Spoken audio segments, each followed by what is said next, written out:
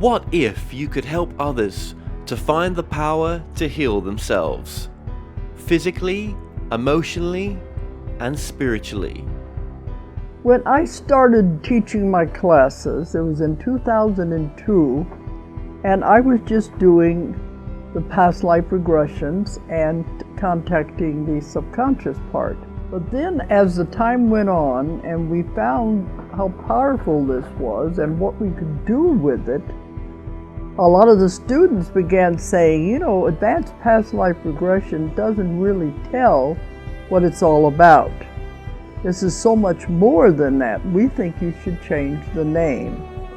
So it was a few years ago we decided to change the name to Quantum Healing Hypnosis Technique.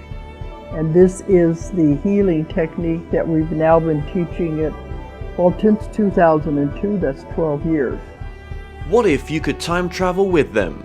Visit mythical places or angelic realms, other worlds, other galaxies. Help others to speak to their higher selves. You can. Dolores has taught thousands of people from across the world how to use QHHT, and now you can learn her method by going directly to dolorescannon.com. And don't forget to mention the discount code MORETALKS.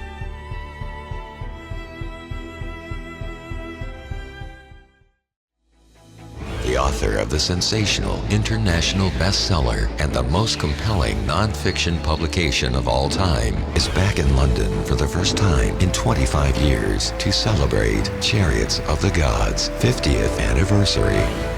Eric Von Däniken Legacy Night. In this 2-hour special, you are invited to share with Eric his most influential discoveries and revelations. Learn about his incredible life journey as an author and researcher. Meet the team behind the highly anticipated Chariots of the Gods 360-degree entertainment franchise.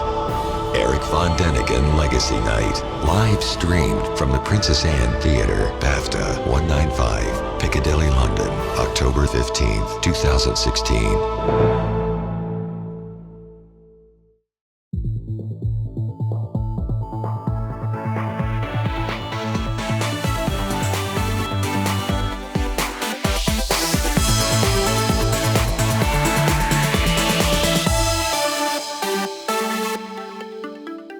The comments and views expressed on The Moore Show are those of the people that make them and do not necessarily reflect the view of Kevin Moore, The Moore Show, or this radio station and its affiliate or sponsors.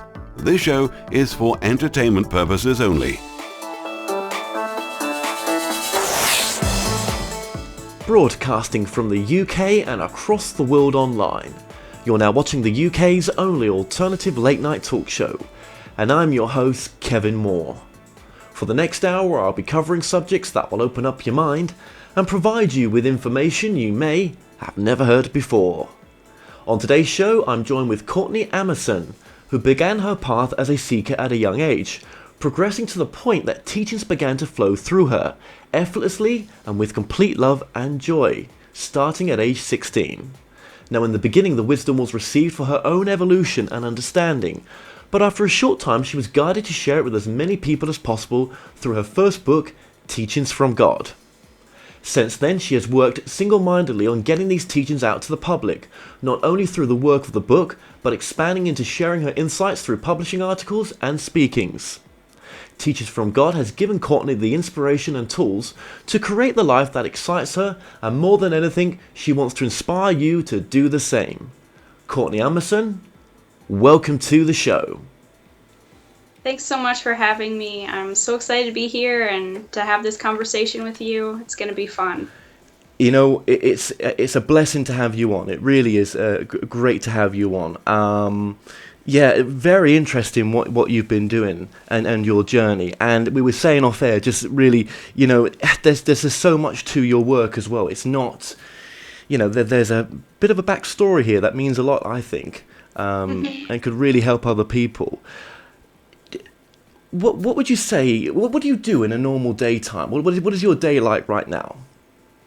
My day today has been really just chill and low key. I woke up and I wanted to paint, so I went downstairs and I took out my acrylics and I painted some rocks and I like to listen to music and learn. And so I was on Gaia.com this morning, and I was listening to some other teachers that I enjoy and listening to their stuff, and that helps me stay fueled. That helps me with my work, to be inspired by other people and to just, stay fueled by other people's motivations too. So my day today is it fluctuates because I want to be in the moment. I've always been a pretty structured person, where I've been taught in school that you you have to stay on track, you have a schedule, you have to do what you're supposed to do, and so I was very in that for a really long time, where I felt guilty if I did things that were fun to me. And now I've kind of decided that's really what I should be focusing on. That's really where I should be. And so every day really fluctuates, and I do what I feel like in that moment. But I love yoga. I love spending time with my family, and I love playing music. I'm a violinist, and I spend time, with Qigong healing, and I'm in the middle of craniosacral therapy certification. So I'm really into the healing modalities. I'm really into helping people to heal on the physical level as well. Absolutely, and I think that's staying in present moment. Yeah, that's really important. I think maybe that's what a lot of our issues are. That when we're either living in the past, or we're projecting into the future with worry on either ends. Yeah, it can cause us to become highly unbalanced, and depression and everything else sets in. And sometimes those symptoms can still set in, and we don't even know why they're there sometimes, unless we kind of look in. It may not have nothing to do with not being in present moment. But I see. So that's what. Now, are you living at home right now with the parents? Yep. I'm with my parents, and Okay. I love being with my parents. I really, Yeah. I have no desire to move out right now. I'm really happy with my family, and we get along really well, and so I love it. Okay, and we were saying off air as well that as age goes, you're one of the youngest channelers I've had on the show.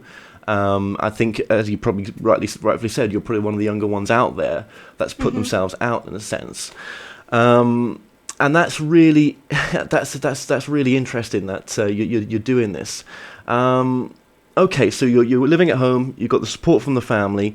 What was that? What your upbringing like? Was it Is it a religious family you were brought into? No, actually, not in my immediate family. I was, my parents, they were grown up in religions and kind of found their way later in life and decided that, maybe that didn't really resonate with them anymore. And maybe it never did. And so, they kind of, found their path and allowed my sister and I to really find ours. And we were never pushed into anything. And that's what I'm really thankful for, because it allowed me an openness to really discover myself in a way where I wasn't thinking, oh, this is right, this is wrong. Nothing like that. So I had no definitions of God. I had no definitions of, right and wrong in a lot of ways, which was really nice. I went to a Waldorf school in my younger years, which was really nurturing for me. That's where I, really learned how to express myself through art and music. That was a big part of my life. And just playing, learning to play, learning to, really be in your body. And I've always been sensitive and aware. So, I had many different experiences where I got to nurture that instead of see it as something that was wrong or, pulling me down. Kids a lot of these days in schools, they are labeled with like ADHD and a lot of these things that are really just a sensitivity that aren't nurtured. So my parents have been really, really great, and I got, I was always tagging along with my mom, going to spiritual events and learning about energy, and so I got really involved with that, and I was always just like, can I come with you every single time? And So that's how I got introduced to Qigong. Ah, that's so cool. So your parent, that's right. Okay, that makes a lot of sense then with your background. Okay. Other aspects of the family, other families, other parts of the family, are they into religion as well? Are there other, mothers, siblings and as such and fathers? I mean, are they into religion more or? Yes, that's yes. Yes. And I think, a big part of my journey has been how do I balance myself? How do I stay my own and be able to say, yes, this is me, and, come out of my shell without really feeling self-conscious or feeling like I might be judged. And that's why it kind of took me a little bit to start talking about the experiences that I was having, because I was honestly very scared that I would be misinterpreted or misunderstood. And I realized that my fear of that was what was really causing the reaction to come back to me of like, oh, what are you doing? Oh, there's this, sense of I need to protect myself because it's something that many people see as different or weird. And I've learned throughout my journey and how I've started to embrace myself and learn more about myself is, I'm really seeing that it's not weird at all. It's us being our true self. That's not weird. I shouldn't be treating it as weird. And therefore, more people are coming back to me with that same, energy. They're going, oh, this is really cool. I can help this, I can use this to help me in my daily life. And it's not just for ultra spiritual people. It's not a cult thing. It's not, all these labels that might be defined with so-called channeling, which I will tell you, even, as I talk about this, I never use that word because it's just a word that, people turn their heads at. And if I just say it's me, hooking up with my highest self, more people understand that. More people understand that I haven't changed. I'm the same person as I've always been. I just found a new aspect of myself that I can share with people and help people to see within themselves as well. Absolutely. Wow, you've touched on quite a bit there, quite a bit, and I agree with everything you've said and are saying. Just going back to the family, though, right? Yeah. Obviously, how are they reacting? I mean, you've stood your ground, and by not just standing your ground, by being your true self and not saying it's there's something odd about this. You attract more like-minded people in a sense, and they see you as not as someone who represents that truth as well. So it's just more accessible to them, probably. I bet you do question it though sometimes. There must be days when you do question it. There must be. I totally do. I totally do. When I'm secluded from those people that are, my tribe, that are, the people that are always saying, "You're awesome. You're doing the right thing. I love what you're saying." When you're taken out of that situation and you're, in a more of an environment where people don't understand you, it can be very, very difficult. And I've been there so many times, and where I feel sad because so many people, we can't love each other. We can't accept each other because of our ideas about things. And That's right. it's so frustrating to Your me. truth is not good enough. Their truth is the only truth, and you must listen to what they have to say. And obviously, yours has got to be fully excluded because there is only one truth, as there is only one book in most of these religions, or the way people think. But there's many books out there with many different truths. I think the more I've done this show, the more I can tell you that everybody has a different truth. I'm sorry to say that everybody has. There's no I know, universal yeah. truth. There is in some respects. There's core truths, I think, like oneness. What would love do in the moment now? Love is the only answer in a sense, and that that we came from somewhere, we go back to it. We've always been eternal. Right. Our soul never started off in the womb and then just appeared. It was there prior to that. But in a sense, there is ultimately different truths, and and I think if as much of the material that you've read out there, you may have come across the same. I'm guessing. Oh yeah, yeah. My book talks about that all the time. That everyone has their own truth, and that's okay. That's not a bad thing. That's not something we should be fighting about or judging about. We all have a different way of perceiving. And that's by design. That's by design. So it's not about, getting everybody to be in the same boat. What it's about is, being able to love each other unconditionally no matter what. And, there are, as you said, also fundamental truths that I think really run through everything. And if we're able to see from that perspective, which I hope my book can help people to do, to see from the higher perspective, all of those, little things that seem like fundamental differences actually become very minuscule. And I think we can move past those. And I've learned it's hard to get past those triggers. I understand, especially when they're in your family. And I think a lot of people that might be watching right now can understand that, because when you're in that, when you're in the leading edge, when you're, following the leading edge material and maybe doing things that other people don't understand, whether it's good or bad, if you don't understand, it's automatically bad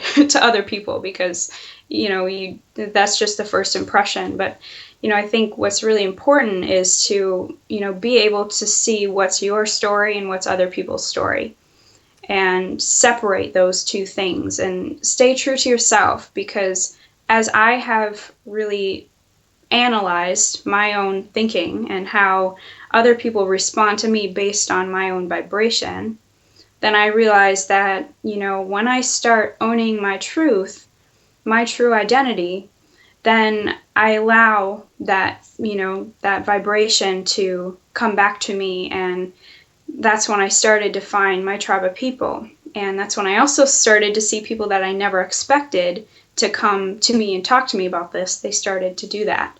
So even some of those people that, in my family, I never would have thought. So that's the power of, of speaking your truth. And it has a domino effect, because it gives other people that energy and motivation to do that for themselves. Thank you for that, by the way. Absolutely. And, it just goes to show, Pro, that when we pass on, maybe we take these truths with us, and maybe there's no judgment. Maybe there's unlimited truths on the other side. Maybe it's not defined by this, and this. Maybe when you cross over, you're still working your truth out, because there's higher levels of dimensions to go to, potentially, and each with their own truth, each with different truths. There is no defining this is the way it is, or it goes down this road. Maybe it's your reality creating on that side. I don't know. It's potential. Yeah, we are ever evolving on the soul level, and the human experience is one arm of that. But as we are also non-physical beings at the same time as we're human, that's the other thing that's really trippy, is that everything's happening in the now. So we're really co-creating on many different dimensions. The way that we perceive our life is in a linear format. So it's, we're born and we're not really sure from where. We're kind of confused about that. And then we have this lifetime, and then we die, and then we're kind of confused what happens after that. And it's like all a blur, And we question what happens before and after. And what I've come to really understand is that, there really isn't time. How we perceive things is simply an illusion. But we're co-creating on all these different planes of existences. And so that would make sense how we're ever evolving and growing, and what we do right now impacts all of those levels. So say, for example, my journey, as these teachings have started to come out through me, it's enlightened me on all these levels. And I've come to realize that when that integrates within me, I won't have to relearn that, I won't have to relearn that in, the next incarnation. And I say next because I still perceive it as something that's in the future. But it's integrating on all these planes at the same time. So you're constantly learning and evolving. Yeah. And like you say, if it is next, maybe you could get to relive this life again. If karmically it didn't go as well as you thought it would, maybe there's a chance to relive this life. Who knows? Yeah. Never been talked about before, that aspect, but that's what I'm bringing out in my book. Apparently that we have a chance to relive the same life over and over. It's called Relife, apparently. That's something that came through when channeling the book that I'm doing as well just recently. that again, that's my truth, right? It does. I'm not saying it's right or wrong. I don't know. It's just what I've brought through. I like what you had to say about the whole idea of downloading as well, in the sense of using the word channeling. Now, I've had people on, who hated the word channeling, who I got a complete telling off for using it, right? And they would prefer the word receiving. And I get that in a sense, because of what goes with channeling. We're going to go all over the place here right now, but it's all going to tie into a really good interview, trust me, right? Okay. But yeah, so I do understand when you use that word, why you say what you say about it, and I also do get you as well when you say that it's times, those special times when you're with your tribe, or when you can share in this space, or when you receive or download, you're in that space of being connected to your higher self, your oversoul, right. And that's a lovely place to be. But can I ask you, do you come from quite a privileged family? I consider myself very privileged. I consider myself very lucky in many ways. And, I think that, I'm lucky to be in the family that I am. I'm lucky that I chose the people that I have in my family. And we support each other. We support each other on our paths, and we definitely trigger each other too. And it's kind of part of the whole deal, I think. But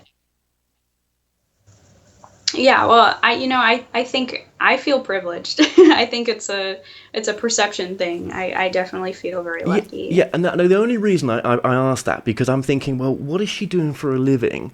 She's obviously able to bring this wonderful information out, but there's a support there. There's a support there as well. Would you say that's true?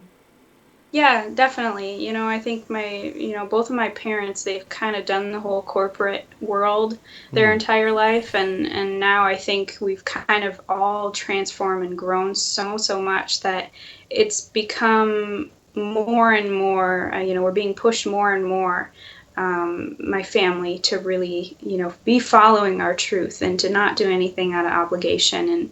And if you don't feel the nudges, if you don't act upon the nudges, then you're going to get a big wake up call. And you kind of want to try to avoid that at all costs. And I think, being that my family, we're all very intuitive, and we follow our feelings, most of the time, I think, it makes it easier to, be doing what we're supposed to be doing, and not following the wrong path. But, I think, so where I'm going with that is, I see my mom's not doing the corporate thing anymore, and I see my dad not doing that for his entire life either. So we're kind of transforming. Who knows what'll be next, but I don't anticipate to ever go that route.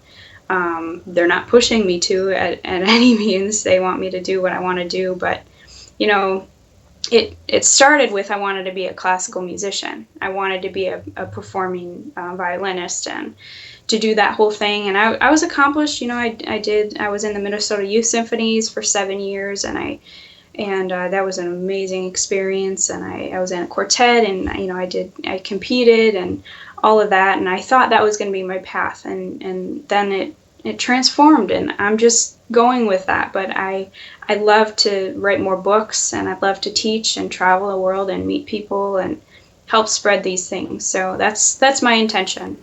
Well, you're going to do all those things. Don't worry. I'm pretty sure you're on the right path. And I think that with what the knowledge that you're gaining, and your truth that you're creating for yourself as well, will lead you down to all these great things. I'm sure they will. I know it's easy for me saying that, but you've still got to walk the path. But I'm sure that anything's possible if you want it, as producing this book was.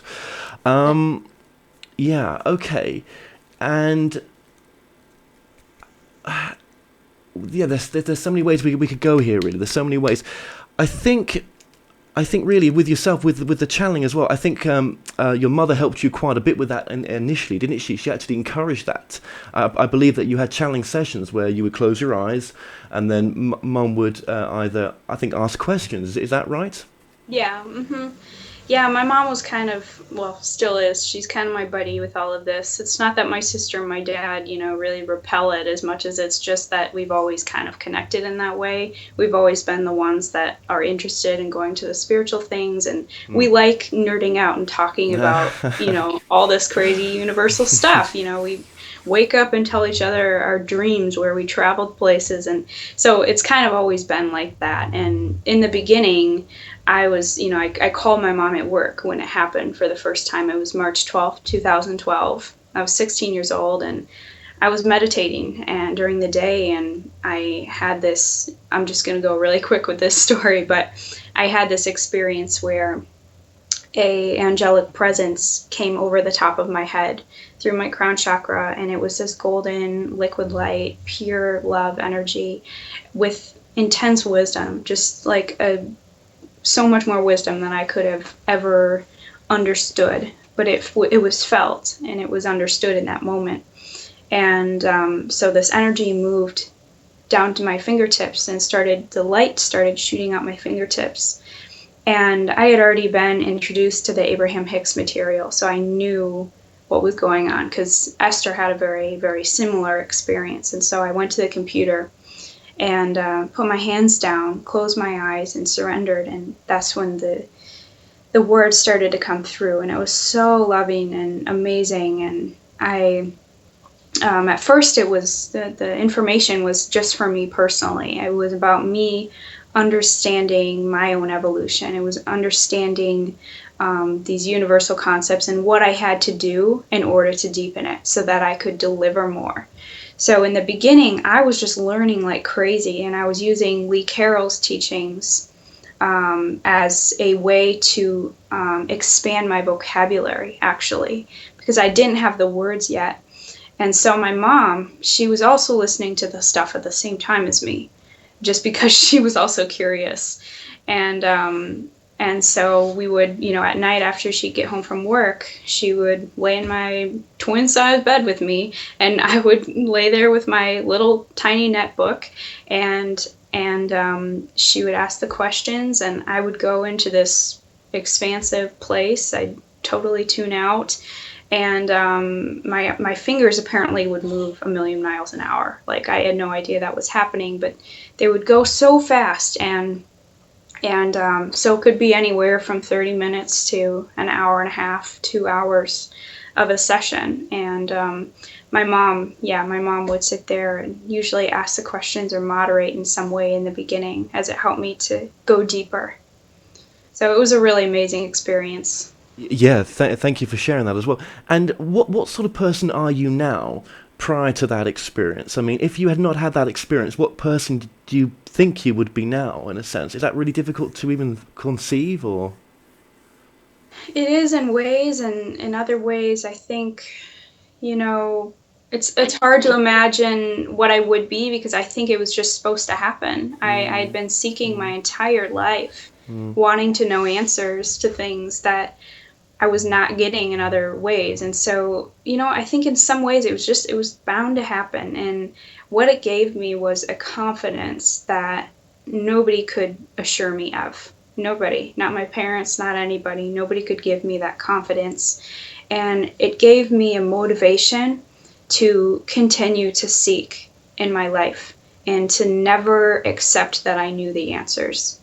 Even as I continue to receive these teachings, they're guidelines, and they grow as I grow. So there's a part of it that is only perceived through my human eyes. And I can't fully comprehend until I reach a more pure place of consciousness. And so I use Qigong, and I use this method of so-called channeling to help me to get to a more pure place of understanding my nature as a physical being and a non-physical being at the same time. How to grow, and another thing that I like to also talk about when I talk about this is that as you have a motivation to go deeper within yourself, the struggles become harder. The truths become more true, and you don't see as much with veils. You don't see as much through the eyes of what you would want to see. It's more the pure place of understanding. And so I've had to go through a lot, in the last year and a half, 2 years. That's really, really challenged me a lot, and made me feel very, very human. And that was a different experience than in the beginning, because in the beginning I was pieced out. I was like, everything is good. I understand everything. I feel in harmony with the universe. I feel in oneness. And then bam, and then I feel more separation than ever before. So it's training me, and it's giving me a chance to see in a new way. Yeah, you mentioned that earlier on as well, about feeling alone, and I get that. I get that because I've had to shred a lot of stuff, and still am, and even today before this interview, the feeling of just depression and dread and just all the crap that comes with it all the time, just really not happy, and yeah, there is a lot of that in this work, because when you're around those right people, it's nice. I know what you're saying. It's that energy. You're connected with the right. You're just supported. You're lucky you've got that right now, with your parents being so supportive for you, and and you've got that just right now, especially when you need it at this very special time for yourself. But yeah, it's not always easy when you've not got it. Trust me. And you mentioned lots of names there, Lee Carroll's and all that. I've met Lee Carroll. No, with no ego there, of course, nothing like that. But I'm saying, what a nice guy, just like yourself, just a normal person with an extraordinary gift. Yeah. Right. He's there awesome. are those in this field, though, no names mentioned, that there is a bit of ego. Oh yeah.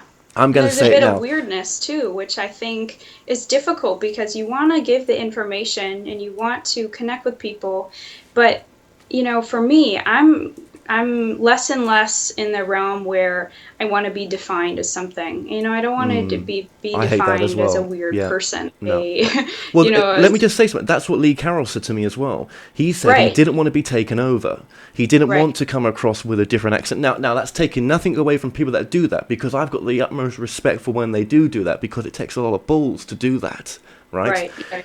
But I understand where you're coming from. That's something that's happened to me recently, where I've just said, I don't want that. I mean, I was channeling what was called the One. I believe they're still there in the background. But it's changed for me in the sense that now I've come to realize, through interviewing other people and their truths being exposed to me and opening my truth, that actually when we bring in this information, it's very possible that it's all from our higher self anyway.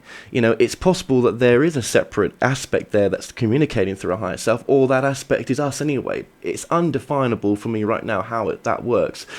I think to take away from the fact, when you start saying that I'm channeling whatever, something separate, I've got the respect for it, but I think sometimes, for me, my truth is that maybe, did you not feel lovable in the first place to say that you had that power all the way along? Exactly.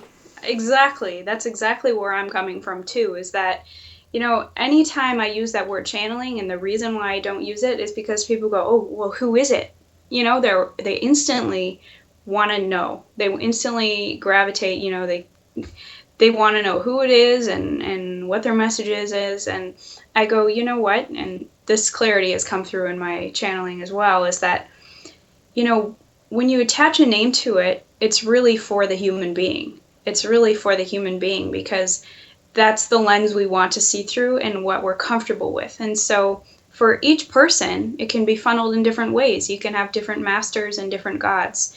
And that's, again, what you said, is everyone has their own truth, and that's perfect.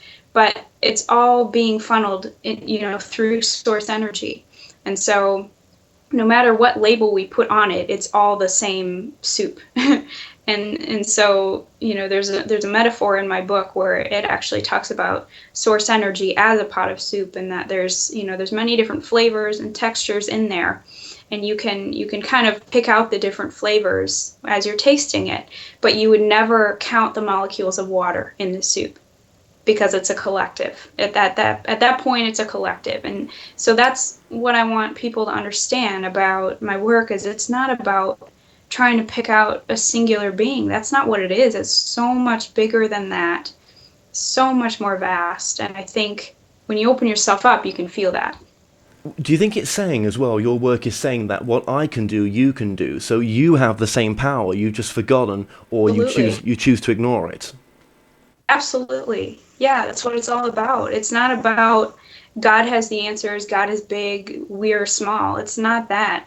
That's gone on too long. It's disempowering us, and, the amazing love that, source energy has for us, that the universe has for us, is incredible. And they actually say that we're the masters. We're the ones that are amazing because we had so much courage and strength to come into this experience and pretend with all these illusions that we're small and that we're insignificant, and we can play out this entire lifetime of roles that have nothing to do with really our true nature. So it's a big game. It's a big game. Yeah, we're an actor on stage in a sense. You could look at it like that as well. But there'll be many Exactly. people listening to this that would completely disagree with what we're saying. They would have a completely different truth. And I know we've covered all this. I just know that in the moment now, people will not everyone's going to agree with this. But that's fine, isn't it? Yeah, it's totally fine. And I think where I come from too is that, again, I'm never going to say I know the answer and you don't. I'm never going to say I have the ultimate truth, because that's disempowering people again. And my whole intention is to empower people. Empower people. If you don't agree, then go within yourself and find the answers, because that's what I've done. What I've done is go within myself to find my truth. People that resonate with me, great. People that don't, great. Go find your own. And it's, we just support each other. And you've, again, I use the word, you've had the balls to do it as well. That's the difference. You've actually brought this book through. Some people, in their 30s, it'll take them, even in their 40s, it'll take them a good lifetime to get to that point where you're at, to allow that space to come through, because we've all got a book within us. I'm pretty sure that's true. Well, my truth. Definitely. Yeah. Yeah. Yeah. Okay. And then let's just also clarify one thing as well. Yeah, you may be 20, but as we said off air as well, that's not the age of your soul. Obviously, your soul's infinite, as we all are. Would you agree? As we all are. As we all are. Yeah. And, I part of my work, big majority of my intention for all of this as I continue to share, is just to make it universal, to not make it about me, because the people that I trust the most are the ones that, they understand that they are just a vessel. And it makes you humble. It makes you humble because it's not about I have something that you don't have. And because I have, fallen into that, I fell into that once and didn't recognize it. And I caught myself and I realized, whoa, this is, they're taking my power away from me, and that's not good. And I got out of there. I ran out, and it was helpful for me to be in that situation so that I could understand, how I can help others. And that's what I'm doing now, is anytime people come to me and they start to say, like, they'll say, oh, I need your help on something. I can't, I can't do this. And I go, we're going to have to backpedal and move through that first before I help you, because, you have to get to a place where you can find the answers within you. Yeah, no.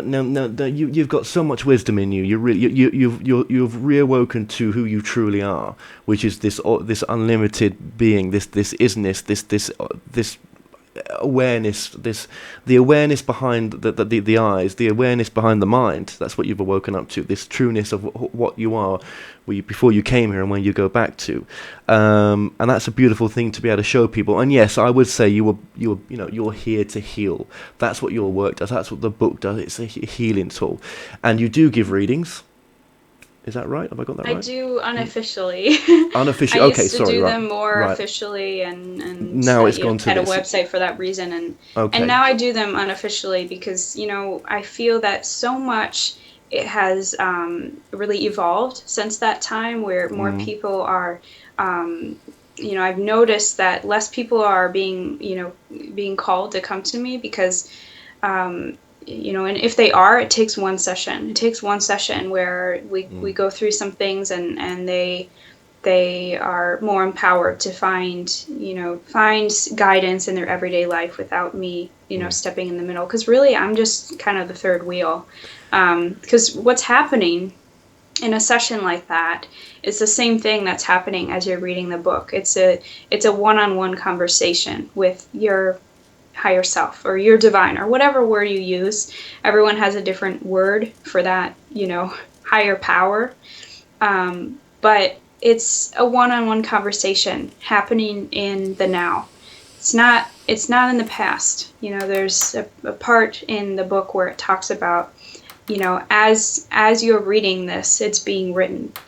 And I thought that was so powerful because it explains that truly, the transformation that's happening is it's a one-on-one dialogue that's, really being written at the same time. And it can help you to understand that this is not just my story. It's a story that it really is every single person who reads it. Yeah, absolutely. I think it's so empowering what you had to say just before though as well. I mean, it's all great what you're saying, don't get me wrong, but what you said about, the whole thing about re-empowering people, giving the people their power back, in a sense, that's what you were saying by the way that you bring the information through. I think that's just, that is a paradigm shift. That wasn't, if you go back to years ago, maybe, when we can't really do, because some of these people aren't there to speak to anymore, but even the Seth material, I think the Seth material did say that, in a sense. Have you come across the Seth material by Jane Roberts? I did, and I started it, and then I felt, I kind of came away from it in no particular reason. I felt that, again, I was just being redirected inward, and I realized, okay, I need to go within and find those answers, and that's my truth. That's my thing. I'm less drawn to books. I'm less drawn to going out and finding information, and I'm more drawn to going within and finding what resonates with me in that moment. Absolutely, and absolutely. So with the Seth stuff, I don't know where I was going with that. Sorry about this, but my mind's just gone a blank here right now. But I think it was on the sense that, it's all about, re-empowering yourself. And I don't think that, that language was used exactly like that. I think it's coming out more now, in a sense. Maybe it's been out there, and maybe I've just not come across it completely. But I think it's good that dialogue is, that you're coming from that space. That's important. And that's what I've brought through as well, and it makes me feel not so alone now that you're saying it, because it's like, okay, there's two people saying the same things here. That's kind of cool in a way. Now, with the Seth material as well, it was felt from Jane that Seth was an entity that had its, had a, that was just as separate in a sense as me and you are, in the sense of we have our own consciousness and we have our own understandings, and it's our own journey. Nothing's been diluted when it's gone back home. Seth was its own entity. But it's this whole thing about, Jane brought Seth through. And but then maybe it's a different paradigm of channeling that's coming out nowadays. Receiving or using the higher self. Maybe that was for that particular time, and that Seth material will always live on. Don't get me wrong; it will always be helpful for people. But maybe there's a different audience being attracted to people like yourselves nowadays.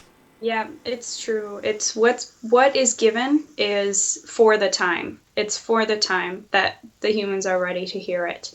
And so, it really is a personal, thing where, we're not given anything unless we're ready for it. We're not given anything unless we're asking for it on some level.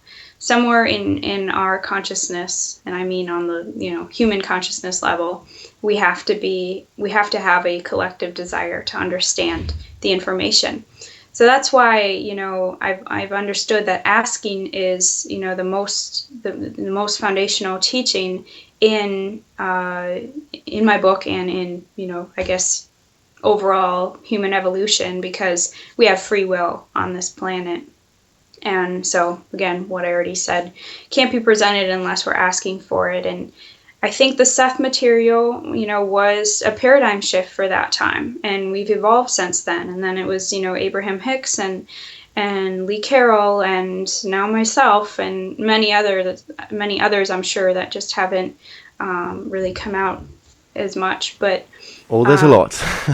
there's a ton. There's a ton. I mean, and we don't even need to categorize them as channelers, because what I think is that everyone that is, channeling inspiration through them in any form, art, music, anything like that, poetry, that's the same thing. It really is. And so I look at, like E.E. Cummings, I read some of that and I'm like, okay, there's obviously a lot in here that I can understand from the same perspective. So, but I do think it's evolved, and the depth of what's coming through now is much different. Yeah, less singular. That's something I wanted to get and touch upon as well. Now, just going back to Seth. Seth would now and then channel Seth 2. Seth 2 was a being from a much higher dimensional level. There was, I will say this. I think there's infinitive levels, dimensional levels to go. I don't think there's level number 10, 17, 39. Yeah. I think it's probably infinitive. That's my trip. But I think that's probably what it could. There's the potential of that. And Seth 2 was bringing through a higher framework of information. And you mentioned something earlier on, very interesting actually. You felt that what you've touched upon here maybe is that there's a much higher framework, if I'm putting words in your mouth here in a sense, that there is to bring through. There's not just, this is maybe what people need to hear right now, and to get them to a level, and to attract people who need to get to this level right now, which is what the book presents. But I wonder if this truth that you brought through, there's a much higher truth above this, that all this is just nothing compared to maybe this other truth. Well, it's all in the human framework. At our non-physical perspective, it's all known. It's all just known, and we don't need this information. But then again, like we talked about earlier, we're ever evolving. So if it's not from that perspective, it's understanding a different perspective. So, I think you're right that there's just infinite levels of understanding to get to, but it's not really a journey of trying to achieve something at that state. There's tons of time, there's no rush to get it done. No. But I do agree with you that, I think it will be ever evolving. The reason that it is a book is because we need that at this time. We need a book to follow. People are ready for that. But something interesting that they told me privately is that it was all written energetically. So without the words, I understood it all without the words. I understood it all from the beginning, before it all came down on paper. So it's like that, things take longer on the physical plane. And again, when you brought this information through, just going to state this again for anyone else who may be feeling that they can do this as well. It was with a lot of trust on one hand as well, because as it's coming through, you try not to block it, don't you? Yeah. Yeah, my motivation has always been to get out of my own way, because that's really what's happening. Anything that we feel blocked about, anything that, I guess some of our conditionings that we've been placed into, or, if we had a family that, put us in a religion that we didn't felt good to us, and maybe it caused shame and guilt and all these other things. It's actually causing more resistance, and it leaves us with, blockages to really want to understand more, because you're not allowing yourself to embrace your truth. And so because I didn't have that, it allowed me a space to more experience what was there. Yeah, and I love your book. I think it's great. It really is. It's a great book, and there's some really great chapters as well. I tell you what the difference with what I want to do for a book and what I'm bringing through for my book is. I just felt like, when I'm bringing this book through, I've got the free will to bring through what I want, and what I really wanted was to bring through higher framework of information, more because it's more of my interest. But I just felt that there were so many books, not so many books, but there was enough books, dealing with the day-to-day stuff. I mean, and that's where we're mainly stuck at, to be honest with yourself. That's why they come through, and they'll keep coming through, because sometimes we don't listen, do we? That's why the same information comes through. But I just wanted something a bit higher. I just felt, and whether it's going to be any use to people being that high when really they're just trying to get through day to day, I don't know, but it's happening. But yeah, my experience of it is, there is, everything you've said. It really is everything you've said, and that trust level as well. And it's scary. It is scary. Mm-hmm. I think it is. It can be, and I think another thing about my book is that it grows with the person, and everybody. Well, I'm sure, like everything, you see what you want to see, you see what you're ready for. But it's so true. As I talk to people that have read this, completely different experiences. Completely different interpretations of the teachings, and so it really goes to show you that it is a personal conversation that you're having. And also, as you grow and maybe like look back at a section that you highlighted a year ago or 6 months ago, can really, really, really change. So it's an alive book. It's incredible, that it really is. When you have that experience, the experience that you've had, that so many different interpretations of the message. But mm-hmm. In a sense, still coming back to loving yourself, the connection that we all have, and everything else. It's still bringing these core principles back to them. So there's, and that's the most important thing. You mentioned earlier on as well that, well, I'm kind of paraphrasing here in a sense that. In the space where you are, in this space with the people in the same, coming from the same space, the same thinking, that everyday life's a bit easier. But when you're out of that space, it's you're challenged, and you've been challenged really. It's been a hard challenge as you've grown this year. What can people do to get back in that space? But back in. The space of knowing that when they've read something like your book, they're so turned on for it. Do you know what I mean? It's powered up from it. How can they balance that into everyday life as well? I think you have to be patient with yourself. I think you have to learn that you're going to be ever evolving. That you're never going to get it. You're never going to get it. I've read this book I don't know how many times. I edited it before I got a professional editor, and so I really went through it a million times, and it constantly changed for me. But what remained the same is my motivation to just be in the moment, to be okay with not knowing, to be okay with feeling like a mess some days, to be okay with the next day feeling completely like, oh, I get it, I feel great, I feel in the flow. But you're consistently, trying to be a learner and to understand how you work. And I'm starting to apply mindfulness now in my own life to try to understand when I shift my energy. What's that point when I shift my energy? Because what's happening externally is really in response to your vibration to some degree. I still think there's other forces at play that, help with, control your experience, not control, but shape your experience.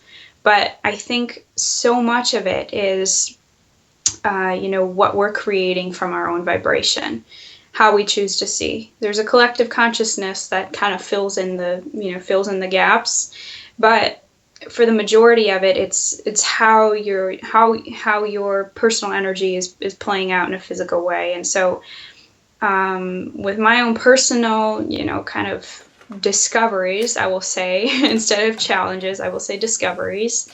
It's kind of been more about mindfulness, and I in the beginning I felt bad because I was like, I should be ahead. I've gained so many insights. I've enlightened myself so much. I shouldn't be where I am, and that's the wrong way to do it. Because here's the thing: as you move up a level, then all of a sudden you realize that you're actually at the bottom of that level. It's kind of like me, when I would move up to the next orchestra, I thought I was a pro in the beginning orchestra, and then you move up and then you're a beginner again. So it's like that in, as you continue to awaken to your truest self. And so as I said before, the challenges may seem bigger, but the light also seems brighter. So Yeah. darkness and light, they have new meanings. They do indeed. They do indeed. And do you keep? I mean, is it difficult to keep one foot in the? I mean, are you always in the spiritual, or are you? You obviously there's a life outside of all this as well, of what you're doing right now. And do you find it difficult to balance that? I mean, what's social life like? I mean, is it difficult sometimes, or do you just be in the moment, and you can't expect everyone around you to feel the same way as you about things, or have you attracted a whole new heap of friends that are different out with a different outlook? Right. Yeah, I'm kind of in this in-between space right now. I've always been one that's been very selective about my friends and people I surround myself with. Just because I've always been a little bit more sensitive, and so I've just been very energy aware, and anything that feels slightly uncomfortable, I'm like, nope, can't do it. So I've most of my life has been really surrounding myself with like music friends, and when I was in school, I had friends, but sometimes they were superficial, and so I kind of was learning as I was going. And then I got older, and I moved to online school, and then I found a lot of friends that were older than me, adults that I could really vibe with, but they weren't my age. So then I couldn't talk about certain things with them, and it was kind of like, I don't know what to do here.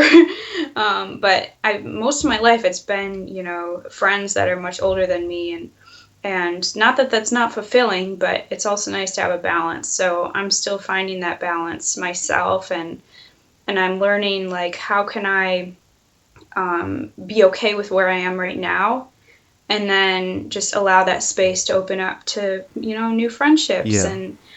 And that's the hardest thing in any situation, is being okay with where you're at right now. But I'm coming out so much right now that I think a lot of people are like watching from a distance, not really saying much, not really like disagreeing or agreeing, just kind of like watching and like, ooh, what is she doing over there? As I continue to post on Facebook, and and so it's kind of just that's where I am right now. And Yeah. I know that when I continue to stretch myself and explore the world, that I'm gonna be finding people everywhere. I think so. I think so. And not being personal, but when it comes to boyfriends as well, has that been difficult for you? Where, because you're resonating from a different level in a sense, you must see it, that other people's relationships are so full of shit sometimes that you probably wouldn't want to go down that path. You'd probably want something different, if you know what I mean. Yeah, I found that, my consciousness levels, and not to be all judgmental of other people, but in that situation, it becomes very apparent my differences with people, because I am one to stay very, very strong within myself. And if I feel that that's being challenged in any way, then I run away from it. I'm also an Aquarius, so people that know anything in that department, you can put two and two together, that, I'm very, strong-willed to be true to myself. And so, I think people are often a little bit challenged by that, or intimidated in some ways, because,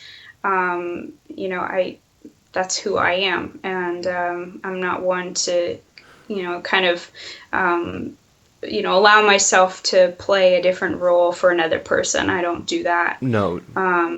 Because I've seen myself do that in like middle school, as I talked about, like superficial friendships, and it's just, you notice that you start putting on a face that's not yours, and you don't want that. So no, I've experienced that, and it's difficult to have those differences in closer relationships, because it becomes more personal. If it's like friendships, you can just pick another friend. You can just be like, sorry, I don't want to hang out with you. But it becomes personal then, and that can be really challenging, because then sometimes people want to like transform you and say like, no, like this is a partnership, like we have to like do this our way instead of your way or my way. And that, I think don't do that if you feel like your power is being taken away. Don't do that if you feel like your identity is being taken away, because you have to stay true to yourself. And once it starts getting emotional and you start feeling like, you know what I'm saying. If you start feeling like Oh no, you're not yourself anymore, you've said it perfectly it's there. not You really have. good. Absolutely. When you get into relationships of, shall we say, caretaking, that's the one of them. Yeah. In relationships of the other trying to change the other, and then sometimes it may be whichever way around that is. I'm just asking that question really because it's interesting to see your answer, because there'll be people your own age group and a bit older that you're going to attract in the sense of your work and stuff. And I just think what your perspective is on relationships and stuff, because it's an interesting area where for someone that's having an awakened experience, I mean, you're gonna, well, I guess maybe want to be, you could be attracted to someone that's not had an awakened experience, and maybe that's what your life path is, or maybe you'll be with someone that does understand you. I suppose they're both challenging in their own respects, but it's just interesting to, that I suppose there's a lot of help you can give other people. I suppose that's what I'm trying to say as well. It's a two-way thing, because you learn how you come off. You learn what challenges you have within yourself if you're paying attention. The other person might not be paying attention, and then you get into the blame game, which is not good. But I think the most positive, the most the best learning experience is when you could start seeing that it's actually you on the other end. It's actually you in some ways. The mirror. Yeah. That can be very challenging for people, but that helps me to neutralize the experience and to actually grow even more spiritually. It helps me to see like, oh, okay, I'm seriously not owning my power, or I'm seriously not allowing me to have my space, and whatever it is for you, learning experience. But every single relationship, whatever way it is, your sister, your friend, your parents, it's a way for you to learn something new about yourself. And the closer it is, the more personal it is, and the more that you, the more it's harder to see what's in it for you. If it's a friend, if it's somebody distance, like somebody you don't know very well, if they give you advice or if they give you some kind of insight, it's easier to go like, oh yeah, I can understand that about myself. But if it's somebody really close to you, like your siblings, it's much, much harder. But offers even more space for you to grow if you can get to that point. So we're all getting there. I'm still learning that. Well, yeah. Will be for a long time. Yeah, absolutely. And with this work as well, it's all about having fun as well and having a laugh. I know we've been very serious right now, and it kind of calls to be a bit serious, but I'm sure there's a lot of laughter in your life as well. Yeah. Oh, tons. Right? Yeah, my family's crazy. Good. And I love that. Good. Because, I think that's the other thing that I like to talk about, because people assume that I'm like somebody who just sits in my room and meditates all day, which is totally not true.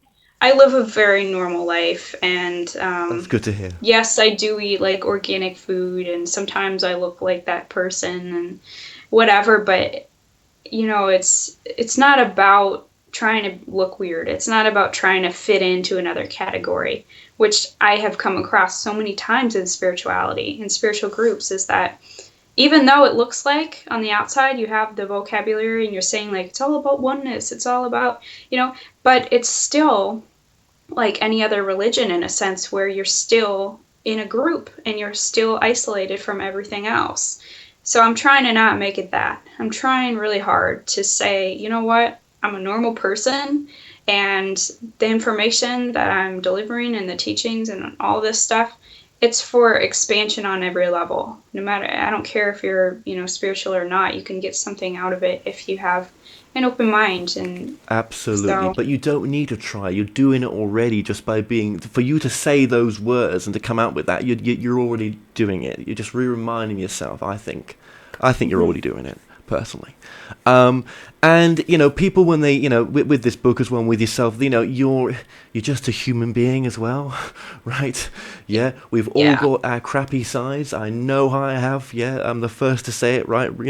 And yeah, just to put that out there. Yeah, we all definitely have things that we're working on constantly. And again, when we find a new truth within us, then we go deeper into that, and it challenges us, and it teaches us. And it's really important to understand that anybody you look up to is doing the same thing. And Yes. any teacher out there that pretends like they got it all together is, putting on some kind of act, because we're all human beings. Even the people that are teachers, spiritual teachers, we're all on this planet, which means we're all here for the same reason, Absolutely. which is to learn. Absolutely. And yeah, it's very cool to speak to yourself. It really is. I just can't. Do you think that you've got this gift for being, at the age you are to have? I mean, when I was your age, 20. I mean, Christ, what am I, 37? When I don't remember being 20. I guess I was, but I may as almost have had a walk-in where it's someone completely different in me right now. Do you know what I mean? So to have that responsibility at 20, I don't know what it would have been like, what my journey would have been like now.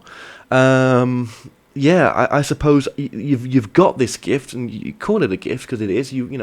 And maybe you're this age with this awakened experience because you're going to help your age group. Yeah, I definitely feel that. I get really, really, really passionate when I'm interacting with younger kids and kids that are my age, because, well, I guess I'm not a kid anymore, but younger generation, because I see so much potential in them, and I also see the same kind of passion that I have, sometimes more, and also just a real, they're really hiding. They're hiding a lot, and they're protecting themselves a lot, because the world seems like a scary place, and we're given so many obligations and things that we have to do from the human level, and we have to go to school, and we have to do all this, and we got to get good grades, and there's fear, and there's, oh my gosh, who am I and what am I doing here? And so I really want to help people to get to that place of security. Well, And here's, remember as well that in different cultures it's even worse. If you go to China or Asia, or any Asia, even Malaysia, right? It's very much about, forced upon, indoctrined in you to do the best you can do, to get that best education, to be a doctor, not to be your true purpose, because, you're seen to be needing to support your family and everything else when you're older, yeah? right. I'm just saying, in different parts of the world, it's a different understanding for those young people. Right. And I feel really blessed to be in a family where I've been taught that when you follow your bliss and your passion, then you're in the flow. And then when you're in the flow, you have abundance. You gain abundance on the physical level. And you're happier, but you can also be more open to money, because you don't have resistance when you're in a job that you hate, and you're doing it just for the money. There's resistance, there's fear, there's all this stuff that blocks you. And when you have this belief that we've all been told money doesn't grow on trees, and we've all been told you have to work hard to get what you want. And I'm learning how to try to change those stories, so that I can be more receptive to getting money, and not feeling like that's a bad thing, or that I don't have to work my butt off in order to get Money's it. not a bad There's thing. ways to change those stories, and they are conditionings, and some kind of consciousness, collective consciousness, that's been spiraling in our planet. It's part of, it's actually part of our planet, our physical planet. So on many levels right now, we're actually shifting through that. We're working through that and changing the stories. So, that's why we see a lot on the outside that looks a lot of chaos right now. And it seems like a really slow shift, but I've been guaranteed over and over and over again, and I've seen, from the higher perspective, that we're really working towards a plan of peace. We're really working towards being able to see ourselves at the pure place of existence, so that we can understand that there's nothing to worry about, that all we need to do is really shine from our own light and follow our soul purpose. And from that place, we're doing all that we need to do, and we're helping the planet. Absolutely, and I really appreciate you giving us this extended time with you, because I wanted to give it to you, because I thought this is really worth it because of what your journey and everything. It's so interesting speaking to you, and you said again so much in there that I'm trying to pick up on a few things like that. But there's a lot of great stuff you said there. Yeah, money is not bad. I completely agree with you. I'm just, I feel the same. You channeled something about money in one of your previous interviews. I'll link it below this video about money. I thought it was very interesting what you had to say as well. And it was so simple in one respect. It was, don't do something for the money. Do it because you would love to do it. Mm-hmm. Simple as that. I wish I remembered what I did. It's okay. It's okay. That's what happens, is that, it kind of goes right out. But no, I've gone over this subject before too, and it's helped me to kind of start shifting my perspective on it too. Good. But definitely it's something that, even though I feel like I understood it at that point, I'm learning to keep integrating it and not have fear around it. So there's so many things that this book can help. You're doing all right. With. Don't worry. You're doing all right. I think you are. I think you're a bit hard on yourself sometimes. I think you're on an amazing journey here as well. I think you've got to remember that. And I know you feel blessed to be on it. I know you do. But you've got a lifetime ahead of you yet. And that person you are in 10 years' time. God, what message could it give you to the person now? Mm-hmm. You think you're at a pinnacle now. Where will you be in the future? Right. Yeah. Yeah. I just try to stay in the moment. Of course, I know. I used to be really hard on myself. I see it more now, not from that perspective, but more that I'm open to learning, and I know that I have so much more to learn, but I'm not trying to hurry through it. I'm trying to just be in the moment. And so, I feel more at ease, but, of course, sometimes the challenges feel intense, and you will beat yourself up. You will feel like you failed, and that's okay too. But I know the truth that, underneath all of those illusions, that we're all learning and we're all growing, and we're actually at the perfect place at the perfect time. There you go. Yes, we are. What do you think about people out there suffering? In a sense, do you feel you've got to sort yourself out first before you can help anyone else, or you've got to put yourself first before you can put anyone else first? Do you think that whatever you do, your purpose naturally will be of something that, if you're living it, that would help others? Definitely, yeah. Yeah, as you learn to, come more into your true self, your light, expands brighter. And as you do that helps on an energetic level that really affects the entire universe and beyond. It's not just our universe, there's many other universes.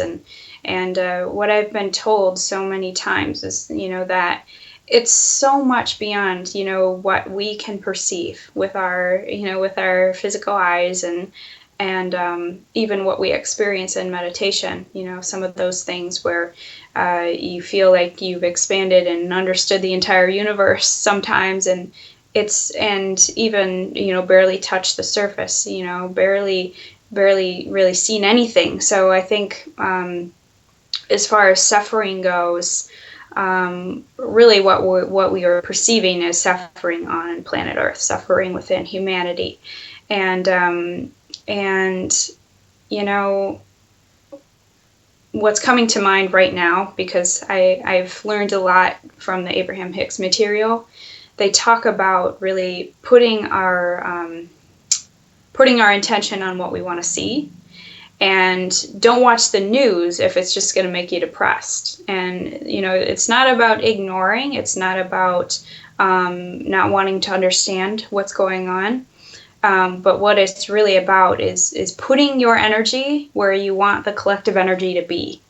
And it can take time to get there, but you know, you want to focus the energy where, you know, where you want to embrace. And if you are in a clear place of you know, having no fear, having less resistance, being able to pay attention to your physical body and be in good health and live your life how you want to live it without obligation, you know, doing what you love to do, and you know, that increases the vibration of the planet.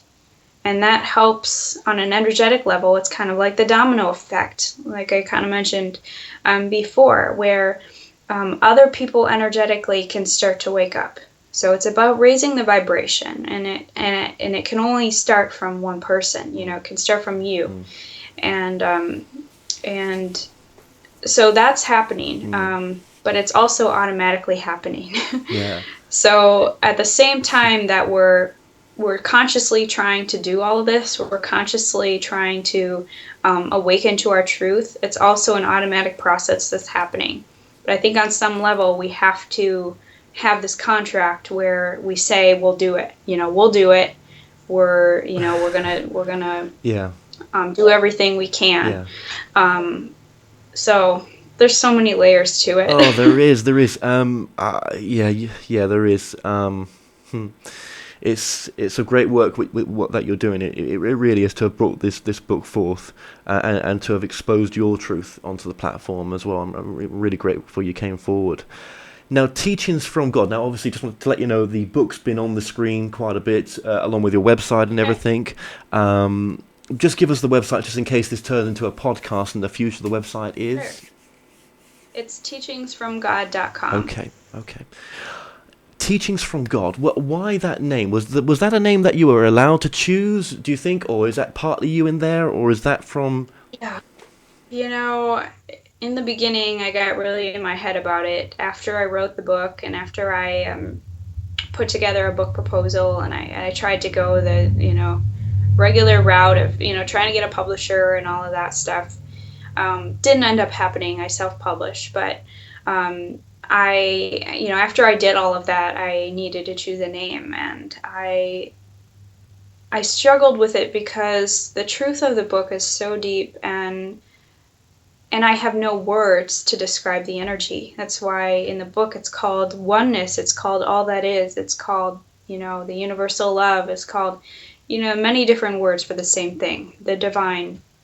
And I've never had a word for it, and I've never used God in my language. Never said that word. Interesting.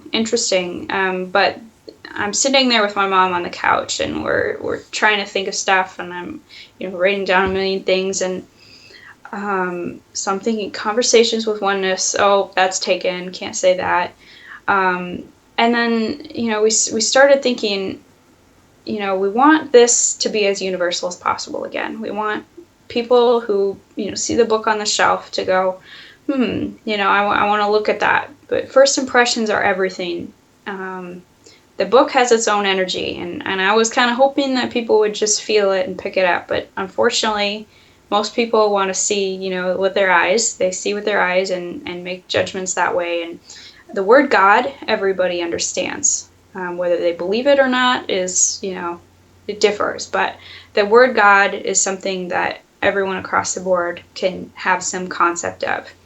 If I were to use oneness or all that is or something like that, all of a sudden I get categorized in the New Age.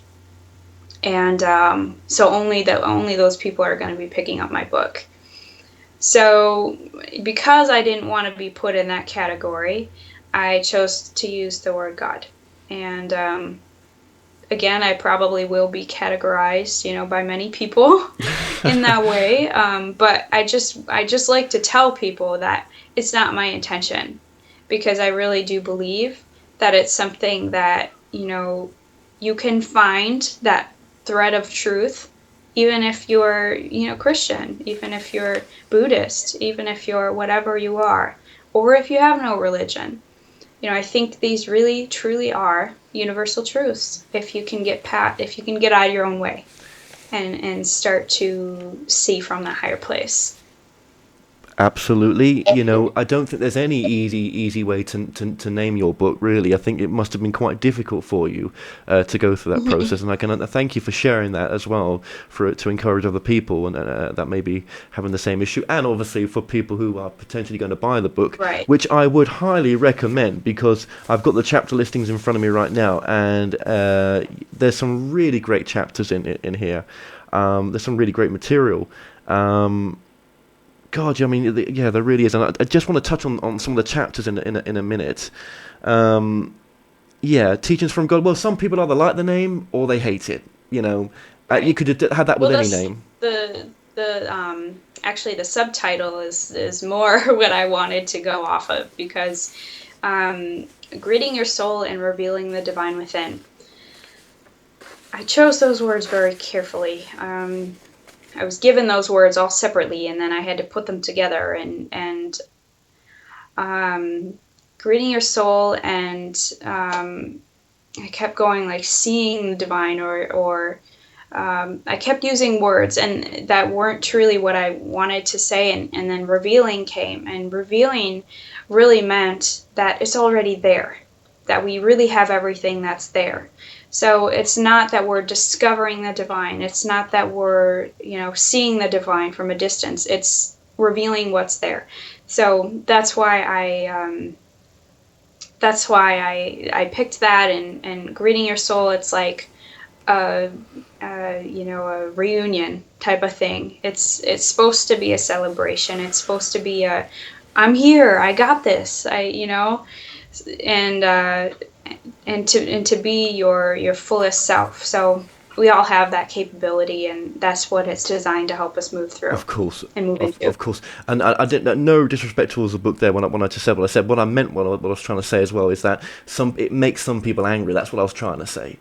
Oh, yeah. I understand completely, yeah. And that's why I really I struggle with it, because I don't want to be put in a category, and it's so hard to not be put in a category. No, I think Teachings from God. It's a beautiful name, and I think it's the name that was supposed to be. But it's just interesting to hear the backstory as well, and we're just touching on how it makes some people, how it resonates with some people sometimes. Right. But maybe that's a good thing. Let it resonate with them. Let it bring out their issues sometimes. What would you say are some of your favorite chapters in the book? Now I got to remember all of them. There's 50. There's a lot. I like the chapter God is, and I've said this before in other interviews, because there is one really awesome rampage in there that talks about all the different layers of God, all the different ways that God can be expressed. And I think it's really, really easy to just say, we're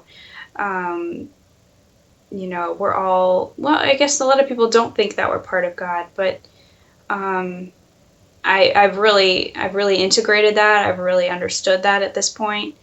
And as I deepened spiritually, I started to, I've always loved being out in nature, but I started to get messages from nature and started to realize, okay, we're really connected. Like, we're really in sync now in a way that we weren't. And there's a paragraph in there where it says, God is, the trees, God is the wind moving through your hair, God is the birds, and it's really eloquent. It's really beautiful. And I love that part. There's so many. There is so many great chapters. So many. There is beautiful parts. Yeah, I'm just looking at a few here. Which one was it? Darn it! There was a good one. Okay, multi-dimensionality of our multi-dimensional reality of. multi-dimensional Dimensionality. dimensionality. I can't get the That- word out. Yes, yeah. sorry. Of It's our hard. universe. That sounds interesting. Time, space, realities of physical and non-physical planes of existence, claiming your greatness, let go and let God. Just so many. Oh, I love that one. Let Yeah, go and let let go God. and That's a let good God. one because it's all about surrender too. That's the other thing. It's all about surrendering, and again, it's what really deepened me is allowing myself to let go of my personality, let go of my ego, let go of my human lens, if you will, and start seeing from a new way. And that's what allowed me to really let the truths come through because I have had points where I had some judgment or some idea of what I wanted to come through because I had some charge with it. And so then what came through was more my personality, and you could see when it kind of weaved through. And I like that chapter because it allowed me to kind of deepen more. But that's okay though. That's okay for your personality to come through it because, in a Oh, sense, it yeah. is. It is. It's just been my motivation to be able to tune into that higher perspective when I want to, so that I can help myself, help my help my humanness to learn. And when I have challenges, to see from that higher place and to get guidance. And that's been so helpful for me and helpful for others. And but it's written with such love, people that are going to read this book. Um, there's unconditional love in every sentence. You can't misread that. You can't misunderstand that. No. But the opening chapter and the closing chapter really hit me hard because I think those are even more charged because it's so welcoming and you just feel embraced the entire time. And by the end, there's this like, congratulations, you learned so much. We're so proud of you. You grew and you helped yourself and you helped the entire universe to grow. And you'll have to read it for yourself, everyone that's listening. But it's just a journey. It's really a Yeah. journey, Yeah. and you feel like you've walked like this incredible, like, I don't know, like climbed up a mountain or Yeah. something, because it feels like that when you get to the end. Absolutely, I would, if people buy this book as well, it really is going to help you as well, in a sense, to progress to the next book as well. I would say it would help towards that. So if people want to support you, that's my point. If people would like to support you, just support you from buying the book because it goes direct to yourself. And then there are other books that you want to bring out as well. I know there are. Well, you've said there are as well. So I definitely, if this book resonates, which I can't see it not. Then it's there's chapters in there that will resonate. But would you say then, from what you've just said, that actually you wrote this book for yourself to begin with, then it's sort of an evolution for others? Right. Yeah, I actually started with probably about 800 or 900 pages of information, single spaced, like 12 point font, and single spaced, and it was like a lot. And I stored it on my little notebook, and it was like overflowing, and so I had to go through that, and it took a lot of effort on my part. And but in the beginning, the first maybe 300 pages was really, if I read it back, I can remember the experiences that I was going through at that point, and all the amazing places and beings that I met up with. And I had an experience of really experiencing oneness. What I feel from my perspective was a pure state. Is it really? I don't know. There's no way of me knowing. But in that experience, I had a true knowing and feeling of being one with everything.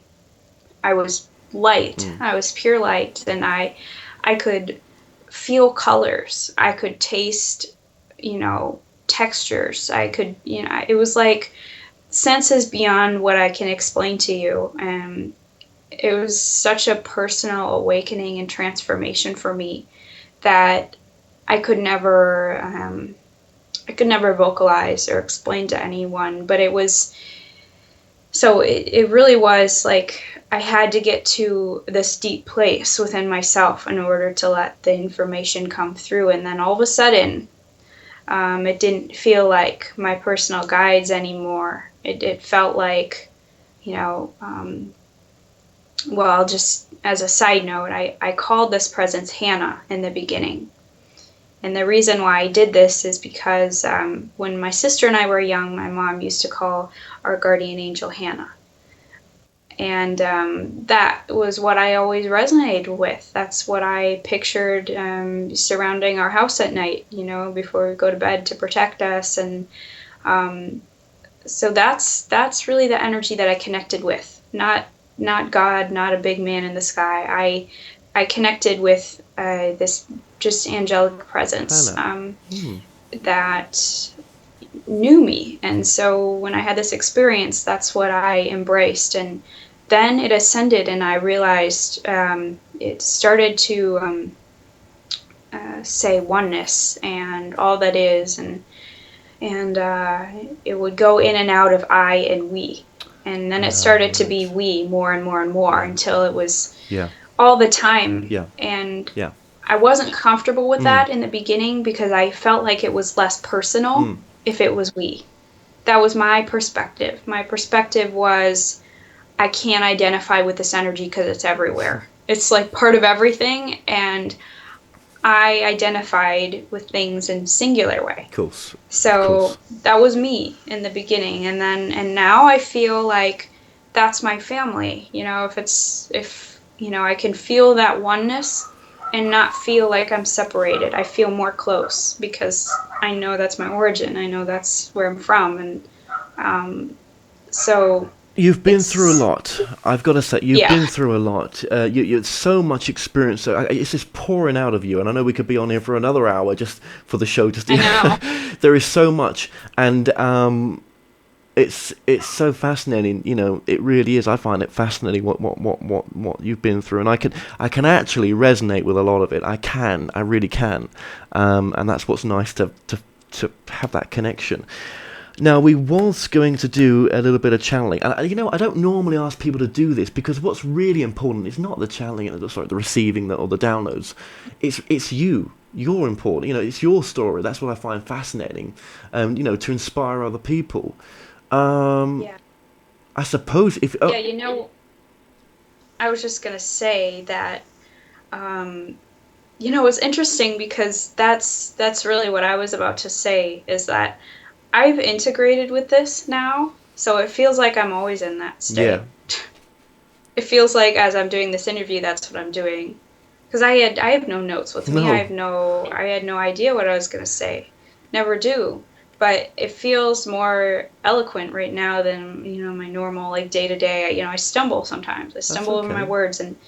And so it's interesting because I don't feel as separated. I don't feel like, okay, now I'm going to channel, you know. No, it's funny isn't it? You know, it's funny that, you know, when I've got people on here doing this show, that's that time unless I'm channeling, that's the time I feel connected, and I love it. I hate the rest of it. The editing, or the uploading, or the whole process of making it happen, you know. I don't hate it. It's just, it's not the easiest, yeah. It can be challenging, but this space, this is beautiful. This is that space, and you probably are. I would say you're probably more in connection with it than you think, actually, or than you know. But you probably do know, as you're telling me. But I can. You can feel it. Yeah, that's the difference. Well, we could ask a couple of questions. Only a couple. We couldn't do any more than that because obviously I don't want to take your time up anymore, and we've gone well over time right now. I know, but that's okay for this one. So yeah, let's just let them decide what they're going to go in depth with. We'll see. You know what? I've actually got some questions. Okay. But yeah, okay. I know. I hope I'm not putting. I was just saying we'll see how in depth they want to go with those. Yes. Absolutely. It can be you know, whatever. But brief answer is fine. Open. Don't worry. A brief answer is fine. That's perfect. I'm cool with that because of the time. I think they know that, by the way. Okay, I'll let you settle in. Okay.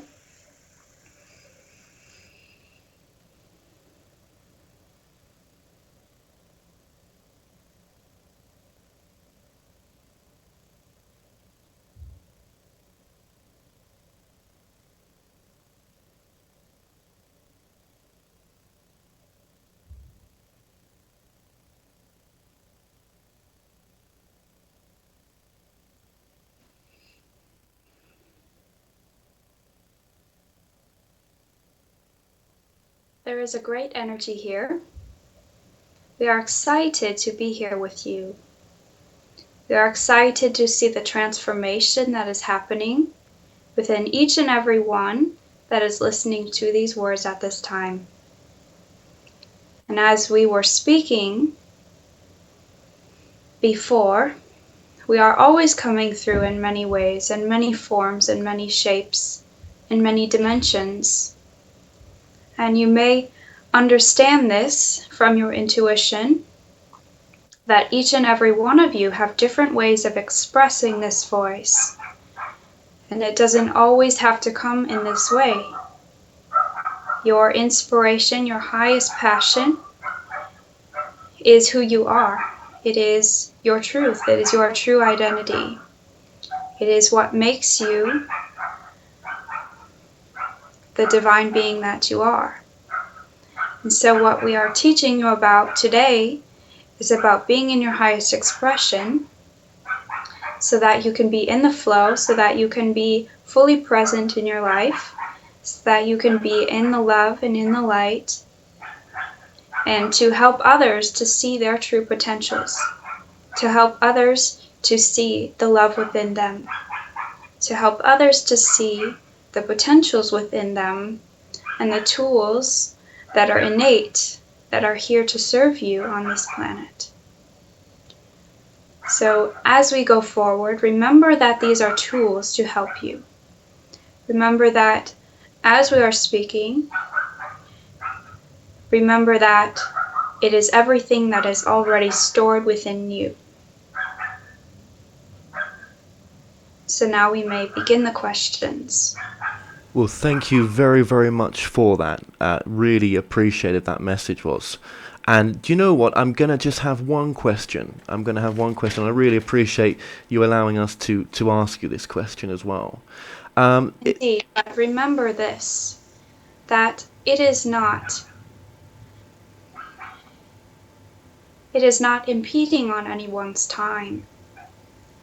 We are grateful for this experience, for it serves us to be in this communion with you. We are learning together. We are in equilibrium energy together. So it is not about either or impeding on anyone's energy, anyone's time. We are grateful to be here in the now. We are ready to be here, and there is no rush. Okay. Now, this question I'm going to ask is not completely in relation to some of the work that Courtney has covered. It's maybe of a higher framework in the sense of the question, so it's a little bit different. But just as a question to put to this, do simultaneous multiple lives affect present moment, in a sense that if time is all one when we cross over, are past and future lives affecting the life that we're living now? Indeed, always. They are always affecting each other. They bounce off of each other, in fact. And so it can be difficult from your human perception to understand how this affects each other when you are only living one dominant reality in your eyes. And that is this one that you are speaking from. From the higher perception, from this source energy viewpoint, the one which we are dominating from in this moment, we can understand and see all of the potentials which are occurring in this same moment. And you are part of that as well. You are another arm of that as well, which means that there are other realities which you are co-creating with that are helping you in this moment, that are assisting you in this moment. But this reality is also assisting others, other pieces of you.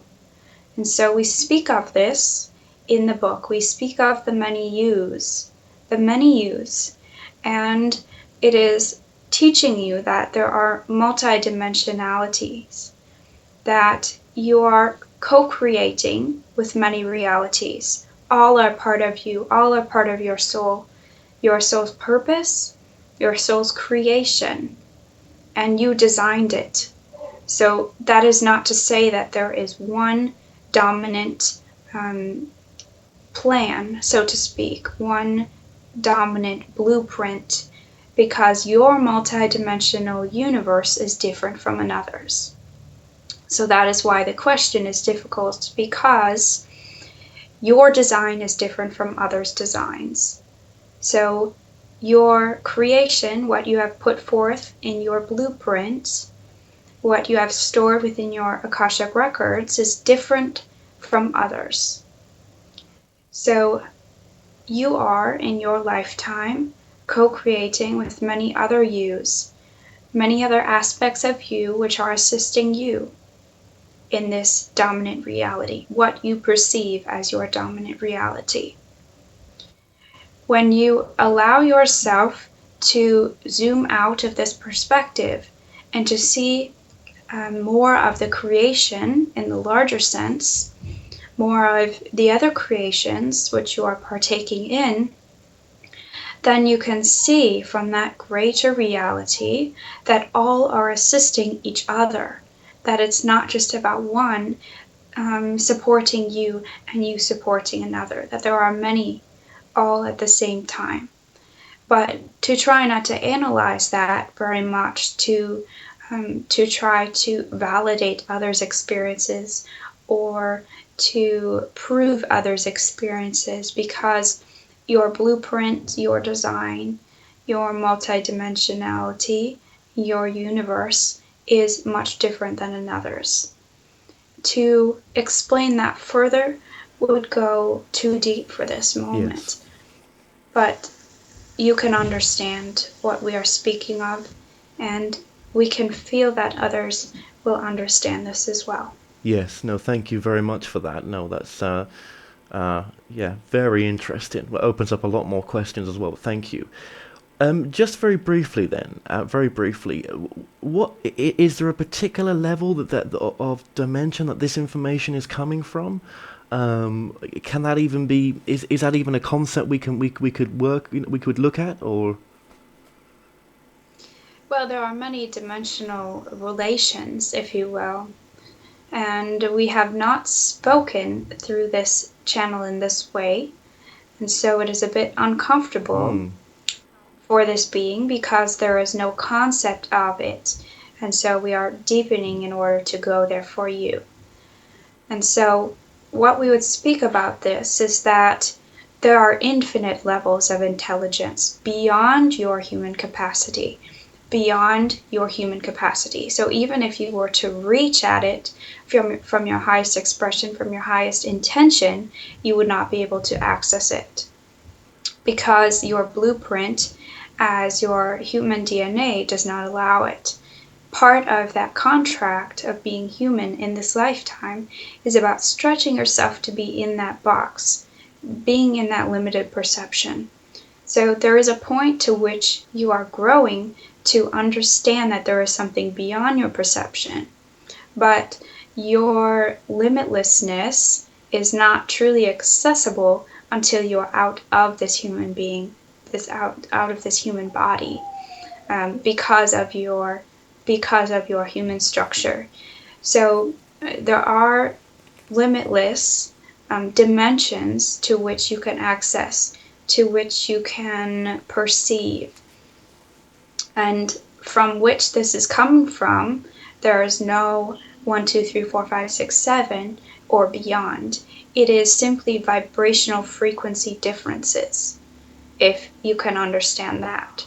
So it's not a different plane of consciousness in which you can see a different landscape. It is not that way. It is not like different worlds. It is not like different beings that go from place to place. They're simply vibrational changes in which some beings can operate and other beings cannot, because they are not of that frequency, based on their contract, based on their agreement. And so those that are able to level with that frequency are able to tap into that dimensional frequency, if you can understand that. That was what we have allowed into this conversation, and what we have allowed to come through in the teachings that we present in the book, it's allowing you to see that it comes from the highest of light, from the highest vibrational frequency that humanity can offer at this moment, that humanity can touch at this moment. It will be ever expanding, but this truth will remain the same throughout all time. It will not change. Your understanding of it will change. But the teachings itself will remain timeless. And they will grow with you, but it will never be outdated. It will never reach a limit which you are below. You will continue to learn from it because it is one that continues to stretch humanity to its greatest. There are many truths underneath that cannot be unlocked until you get there. So there's a lot that is still veiled that no one here has even seen, including this being that has written them, that has allowed the vessel to come through and to deliver them. There is a lot that is veiled because of humanity's consciousness at this time. But as you continue to grow, more will come through, dimensions will be unlocked, and it will continue to be expressed and unveiled and will grow deeper and deeper.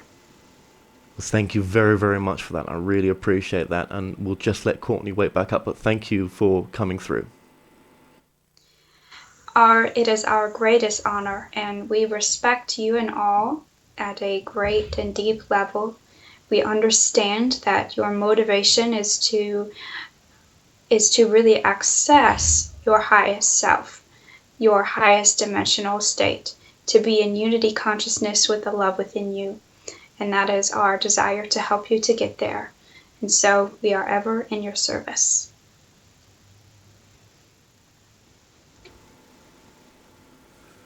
Okay. I'll let you just come back for a second. I'll let you just come back for a second. Let me just say something while you're just readjusting, because I know it's a bit of a process having to readjust sometimes because you go so deep. The reason I asked some of those questions was just to not test you. I never do that. I don't need to do that, but really just to show you that you do have access to knowledge that you've never really brought through before or even thought about.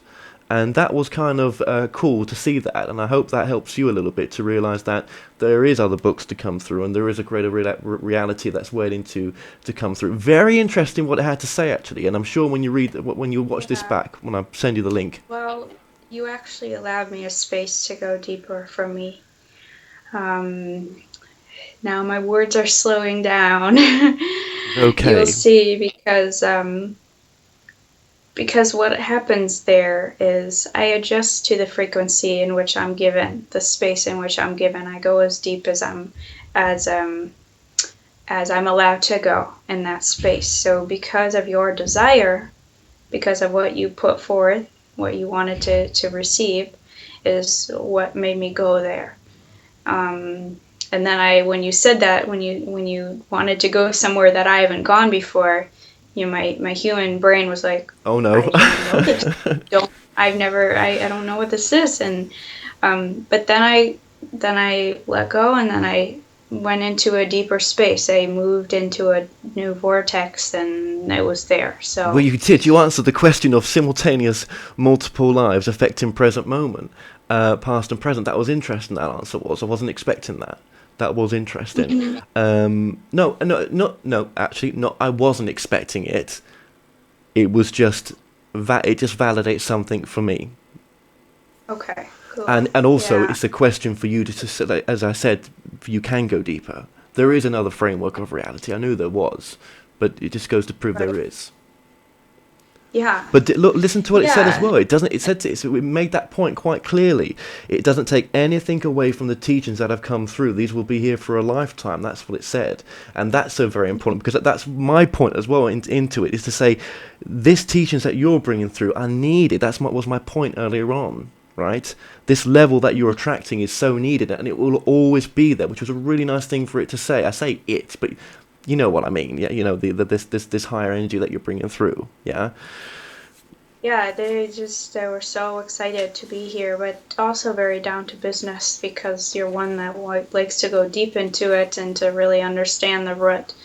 And so that's where I went, and Sorry for sending you there. I feel like they're still seeing through my eyes right now. Mm, And so it's slowed down, and it's like my vision is it's kind of funnel vision, mm.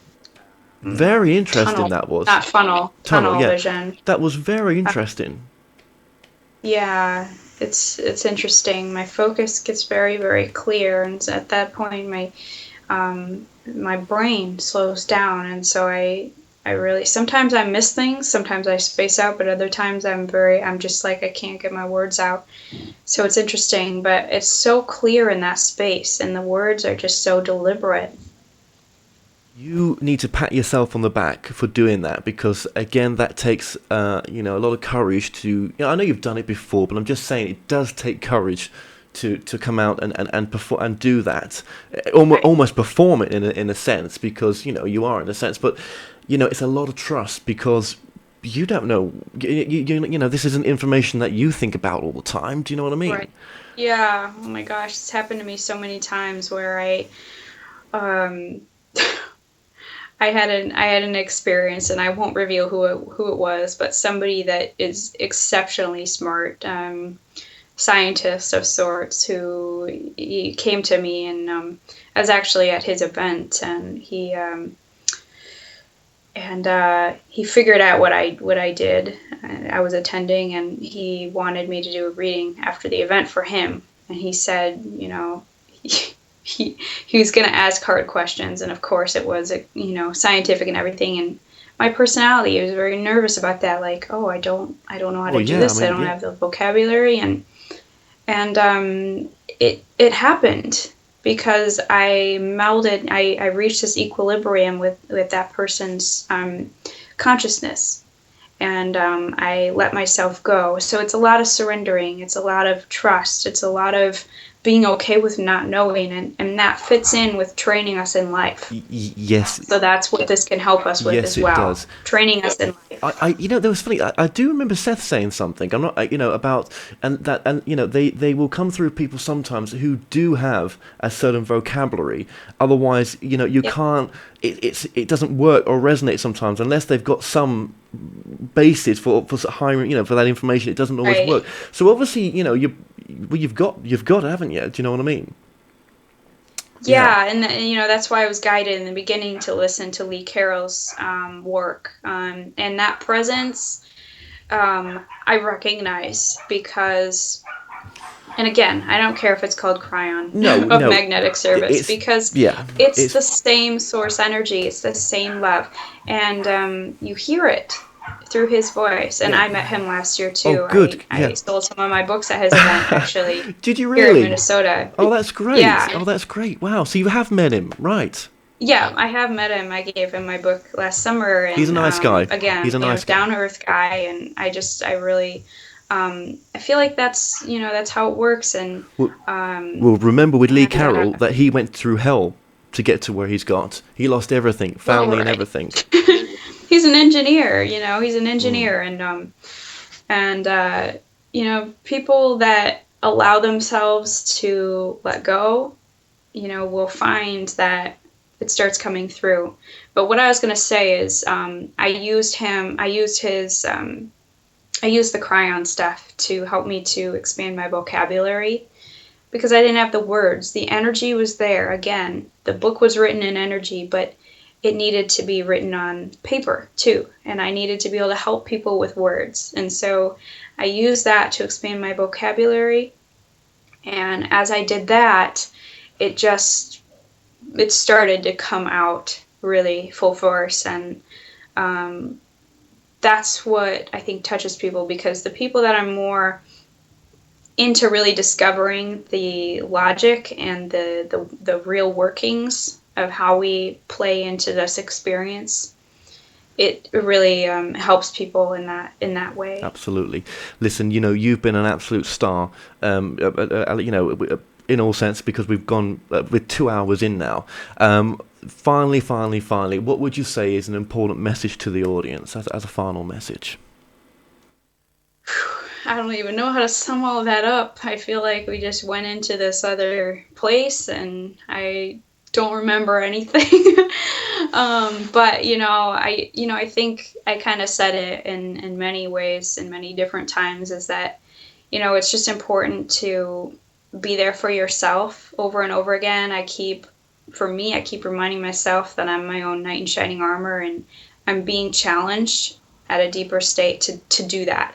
And so I keep telling other people this now, is to be your own knight in shining armor, to be there for yourself when you feel like you're alone, because you are your own greatest teacher and healer.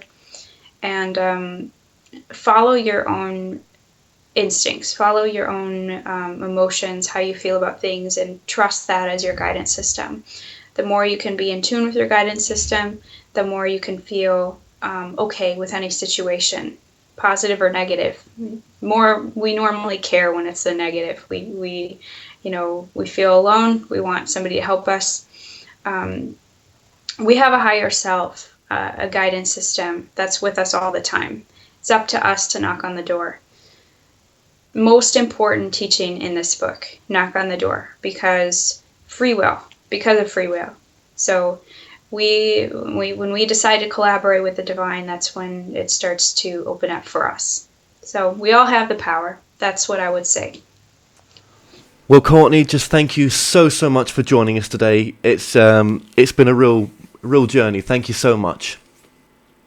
Thank you so much for having me, and that was one of my favorite conversations ever. We really dug deep there. So thanks for doing that. Well, we've come to an end on tonight's show.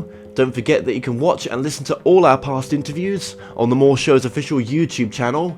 Remember to subscribe to our YouTube channel for new daily shows.